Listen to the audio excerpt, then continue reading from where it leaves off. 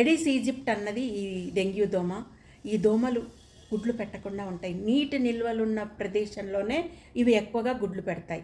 చెట్ల పాదుల్లో, అంటే కుండీలలో చెట్లు పెట్టుకున్నప్పుడు దాంట్లో నీరు నిల్వ లేకుండా చూసుకోవాలి. చెట్ల పాదుల్లో నీరు నిల్వ లేకుండా చూసుకోవాలి.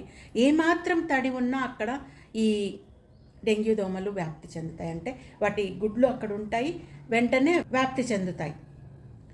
ఏదైనా పగిలిపోయిన చిన్న వస్తువులలో కూడా నీరు నిల్వ ఉంటుంది. వర్షపు నీరు వాన పడిందంటే ఎక్కడో దగ్గర నీరు నిల్వలు ఉంటాయి.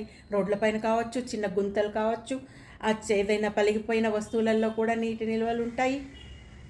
ఈ టైర్లు, ముఖ్యంగా ఎక్కడ పడితే అక్కడ టైర్లు పడేస్తుంటారు, వాటిల్లో కూడా నీటి నిల్వలు ఉంటాయి. ఇవన్నీ లేకుండా చూసుకోవాల్సిన బాధ్యత ప్రభుత్వానిది. అంటే జిహెచ్ఎంసీ వాళ్ళు కేర్ తీసుకోవాలి.